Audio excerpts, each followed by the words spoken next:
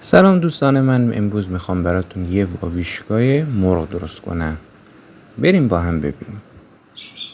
خب ما اینجا اول 2 تا پیاز بزرگ میخوایم که باید خلالی خورد بشه. برای واویشکا معمولا خلالی خورد میکنن، نگینی خورد نمیکنن. بعد کمی روغن بریزید و پیاز رو باهاش سرخ میکنیم.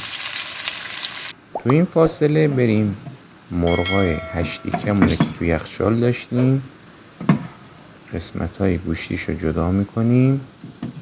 میتونید با استخونم درست کنید، بدون استخونم درست کنید.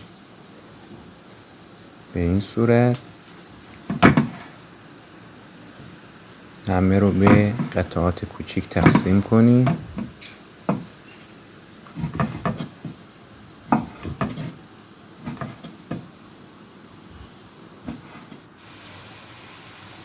و بعد داخل پیازا بریزیم.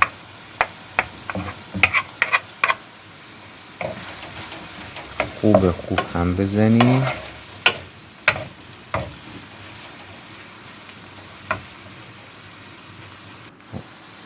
بعدش نمک،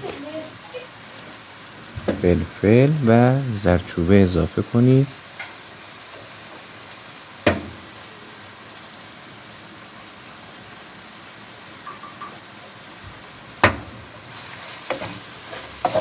خوب هم بزنید و بعد در تابه رو بذارید حداقل 40 دقیقه هم بپزه هم سرخ بشه.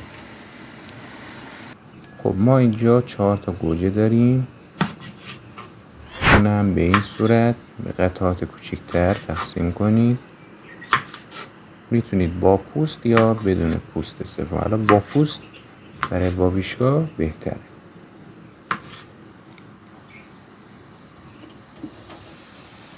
بعد گوجه‌تون رو به غذا اضافه کنید. بذارید با پیاز سرخ بشه.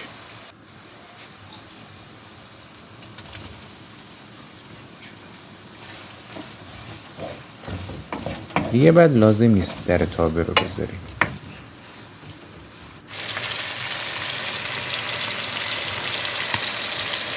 بعد از 7-8 دقیقه یک کم آب لیمو یا آب نارنج اضافه کنید. 5 دقیقه دیگه غذاتون آماده میشه.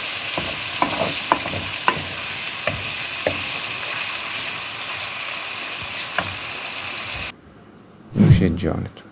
لایک و سابسکرایب یادتون نره.